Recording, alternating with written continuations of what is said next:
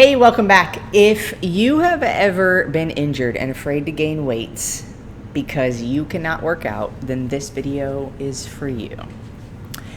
Because just 4 years ago now, today, 4 years ago, I had back surgery, and for the whole year leading up to that, I really struggled to do any workouts, but I did not gain any weight. And I want to share with you some of the lessons I had through that experience, what things you can do even if you are injured, and how to mentally overcome that kind of headspace that we can get into when we feel restricted and fear gaining weight because we can't move. You've also been injured. 2 times. What'd you injure? Shoulders. Both times. Both times. So what all did that prevent you from doing? It prevented me from working out the way I wanted to. And it also prevented my lifestyle because I was in a lot of pain. Like for doing simple tasks, I would say my injury was not as severe as yours because, yours ended up in surgery and the recovery is just a lot harder. But the truth is that every injury absolutely sucks. And a very common thing, especially amongst athletes, like if somebody was an athlete and then they started like looking like they're really getting out of shape, like what you would know, it would be one of 2 things that we would hear: either I got injured or either I got pregnant. Yeah. And the reality is that when you have your lifestyle habits in check, it doesn't have to be that way. Like, yes, if you are a muscular, athletic person, you could, deflate or start losing some muscle mass. However, there's a big difference between, I just started to lose some muscle mass versus I just went from looking really fit to pounds. looking like, I gained a bunch of weight. Fit to fat. Yeah. And I can't say that I was ever injured enough during a point in time when I really was like in the abyss of struggling with my nutrition and my disordered eating patterns. But I did learn a lot of lessons along the way. It's very mental, especially when you are used to moving your body. You are not used to having to modify everything or having to think extra hard about what can I do for a workout. A back injury is something that can completely debilitate you, especially if you don't have the knowledge of what things can I keep doing. There were certain things I could do. I could do wall sits. I could do some core stuff. But a burpee, forget about it. Squats, forget about it. There were any kind of deadlift movement, picking things up off the ground, usually forget about it. And for about a year, because I was trying to resolve this issue in the most natural way that I could in the beginning, so I was doing I did physical therapy that did help for a little while, and then I would do something just the smallest stupid thing. I would go up the stairs and I would skip steps rather than every step, and I'll tweak something, or I'd pick up something off the ground, tweak something. And I did chiropractic, I did traction, I did, which is like when they kind of try to pull your spine apart. It's like a very, you have to do a lot of sessions, and it's like a decompression. So kind of tries to lengthen or add space between your vertebrae, pull. So if you have any kind of herniation or bulging discs or anything, you can give them some space. I did cold laser therapy. I did muscle stimulation. I did. What was that? Oh yeah, there was. I don't know what that device is called. Something else. I did also. I had an epidural. Oh, yeah. That was the last thing before I spoke with a surgeon. Basically said, if this works, then you'll be good for steroid shots, right? That was the epidural. Oh, is that the same? I don't know. Okay. I don't know. But, they basically said if this works, then you'll be good for about 3 to 6 months before it comes back. Mm-hmm. I'm like, okay. And that doesn't sound like a good ending anyways. They said if this wears off within the matter of a few days, then you probably want to talk to a surgeon. So, okay, cool. I felt all right that day. Started to come back a little bit even like the next, I think it was like 2 days after. And so spoke with a surgeon, ended up having back surgery. Thank God all of my bone structure and everything is still in place. I was fortunate enough to have a more advanced surgery where they could go in with a smaller tool and kind of pull out damaged material. End up taking how much longer than they thought? Like 2 hours. 2 hours more than what they thought? Mm-hmm. Wow. Yeah, they were like, it was a bit bigger. I had a herniated disc. It was pretty bad. It was pinching off one of my nerves. They said if I didn't have surgery, I was probably going to lose control of my left leg. I said I should probably have surgery. But for the whole year that I was trying to resolve the issue leading up to that, I was very limited in the things that I could do. Why didn't I gain weight?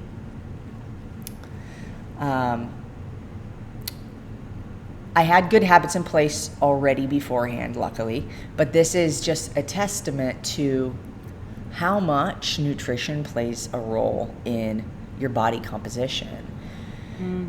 However, I would say that the mental aspect of it is what will lead you to eat more or less, or better or worse, in those circumstances. So our tendency, I don't know if this happened to you, or kind of like what part of your journey were you on, but what was different with your mindset when you were injured versus when you're not? Well, you feel like you have this limitation because, when you're really active, like one of the things that, you identify yourself on is working out. And when you're very active, especially depending on the type of workouts that you do, like it gives you a certain feeling afterwards, and you also know what that does for your body. So it's very easy to think that, if I'm not it's able like a mood boost and a confidence boost. Yeah, it's like, if I'm not able to work out that way, then like what's the point? Which I think this is probably something that a lot of people think about, because it's like, okay, well, if I'm not expected to do 300 burpees, then why is eating a bag of M&Ms not bad for me? And the reality with food, especially processed food, is that it's like a silent killer. You don't notice the effects of it immediately. Right? So you're like, oh yeah, just one bag of M&Ms, like not really gonna do anything. And then you're like, oh, well, maybe that, today's this bag of M&Ms, tomorrow it's like, okay, maybe I'll have a little bit of this, or now, you know what, I wanna keep it in the clean zone, so let me just have a couple extra tablespoons of peanut butter. Or some protein pancakes. It's still clean, right? And it's like,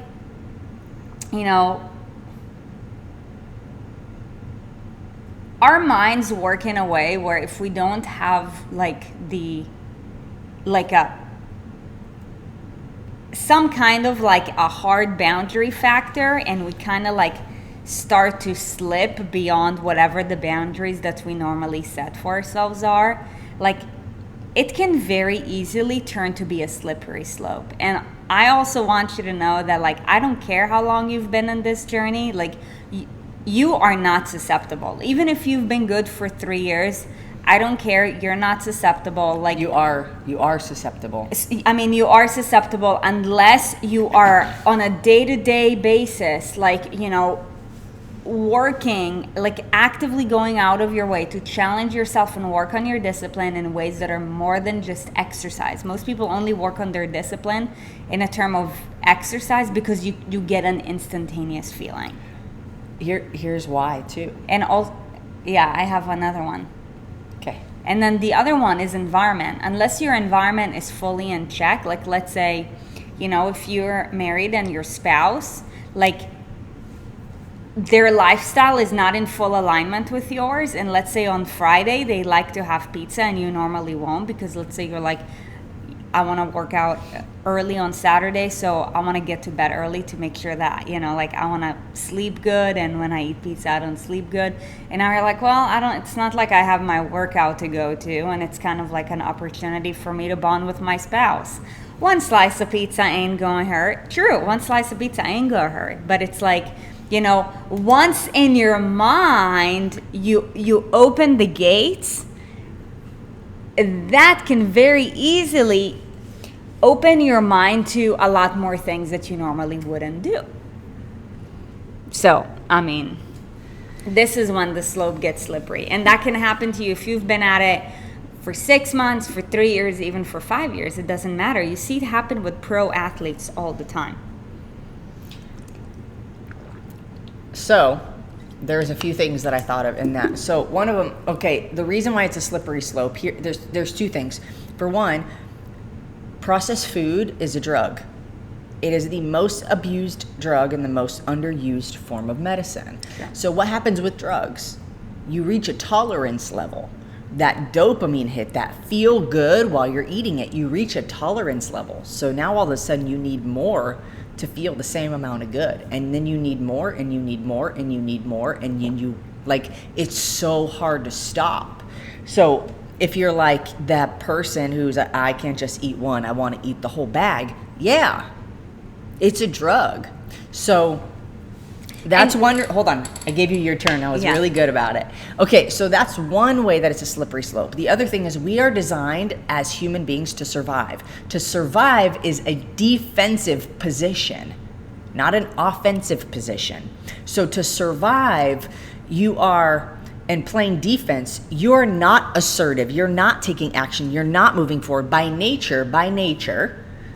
So it's almost like you've got to swim against the current, and it requires more effort and more energy and more, drive to move forward in a positive direction, because by nature, you'll sit and you'll just be comfortable until something bad happens that makes you so uncomfortable, you feel like your only choice is to move. You're playing defense.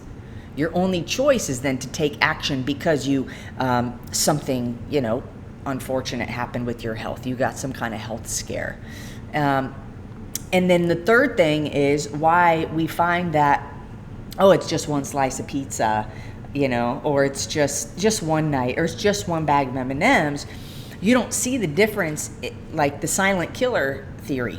You don't notice the changes, just like you get frustrated because you don't see the changes happening in a good way very fast. You also don't see the changes happening in a bad way very fast. And if you think you do, it's because it's in your mind, because you ate something that you think is bad. So in your mind, you're telling yourself, I'm fatter than you probably really are. Mm-hmm. Right? It's in your mind. If you ate one M&M, you would wake up in the morning and be like, I'm fatter. That's why I'm fluffier. Something happened. And it's like, no, one M&M is not going to do shit. You get frustrated because you don't see immediate progress when you're trying to lose weight. Remember, by nature, you've put yourself, because you've been playing defense and just trying to survive, you've put yourself in a certain state, and it is going to require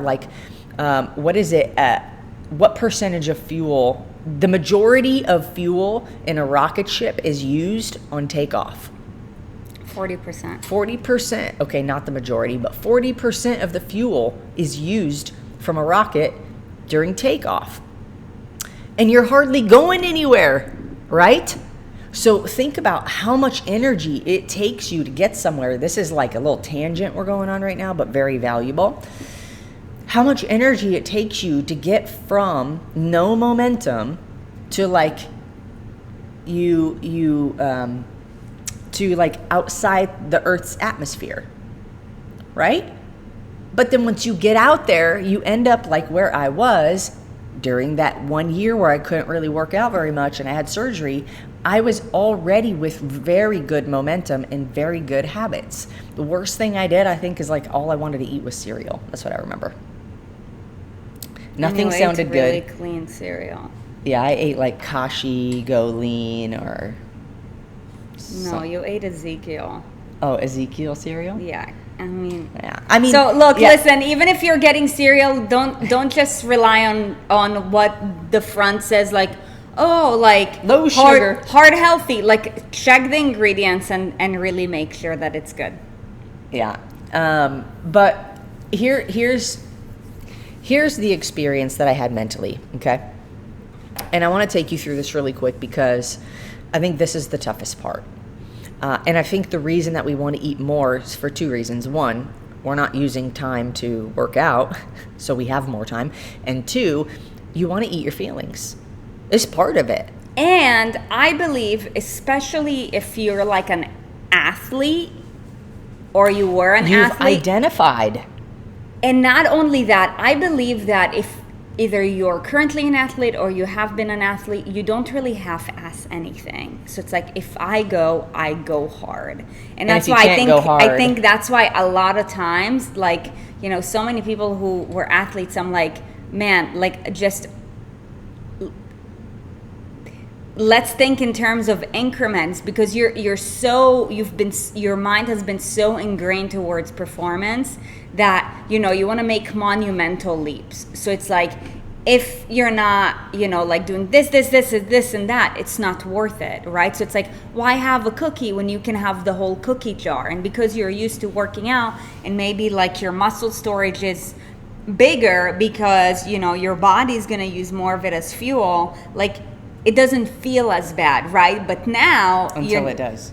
But now you're not using your body the same way, but your mind works the same way. And your habits are the same. Right. So, what was I saying? Something about the mental part. You have more time to eat because you're not working out, and you also want to eat your feelings. It's very true. Now, I think I was depressed. I don't think I knew it, but I was smoking weed every day. I was going to say, do you remember what you did? By the way, I would love to know if you're listening to this and this resonates with you because maybe you've been through an injury. I would love to know, like, how do you self-loathe when you cannot work out because you're injured, or if you have... So here's the deal. You just pointed to the time and you told me to hurry up, and you keep cutting me off. Okay. So when I started with like a marijuana vape pen because I wanted to see legitimately, like, hey, will this kind of ease some of the pain? I know, like, it has medicinal benefits, so let me see if, like, it helps me feel any better. I was trying anything that I could besides just trying to take ibuprofen every single day. This was like my way to try to go the healthier route. What I found was it made me just kind of like numb out. I was really bummed. You develop an identity as an athlete. I did. I was a regional level competitor in CrossFit, and part of my identity was that. And so when I was unable to do that, I literally lost who I was for a moment. Mm-hmm. And, you know, I started using this to kind of just make myself feel less, period. And I thought it was just like me chilling, you know, I'm just relaxing, like I couldn't work out, whatever. But I when I look back, I'm like, no, dude, I think I was like depressed, and I'm grateful I wasn't aware enough to any extent to like see a doctor and be put on some kind of medication, just from the things that I know about it. But like I had to really work through a lot of, I think it was one of the years that I had the most mental growth.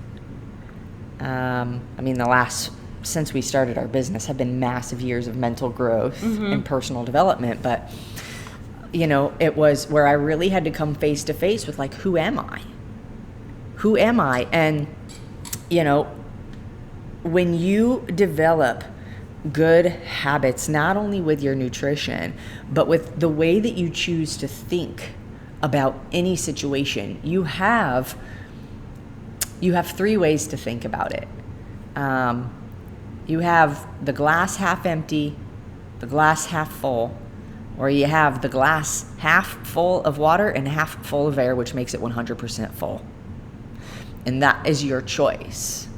And so in that year's time, I could not sit without being in pain. I could not stand without being in pain. I could not sleep without being in pain. Every position I was in, I had to move every 20 seconds or something. There was no position. I had to drive with my leg up in this weird position. And I would put your socks on, remember? She had to put my socks on. I was like, am I 89 years old? I think I'll be in better shape when I'm 89 than I was in that position. But Sarit had to put my socks on for me. And that is when you become, I was literally disabled to an extent. And what I had to do in that moment was re-identify who I am outside of an athlete. And you might be in that position, or, you could simply be like, how do I work around this injury? You got a shoulder thing. You still have the full bottom half of your body and your torso that you can work. If you've got a knee thing, you can still do hip dominant movements. You can still do core things. You can still do upper body stuff. If you've got an ankle thing, you've got a lot of your body that you can maybe even do some stationary stuff where you're just not jumping or having any impact, And so if you do have some kind of injury, actually comment down below, and we would love to figure out how we can help you work around it. There's usually, even with my back injury, there were things that I could do. And remember, some kind of movement is better than no movement, because you get depressed. You release really good endorphins when you are able to move your body, challenge your heart, breathe a little bit, get the blood flowing. And it is super important just for your mood. So I noticed that when I would do something, as frustrated as I would get sometimes that I had to modify stuff, I would feel better than if I just didn't do anything, because I felt like a lazy, no good piece of crap.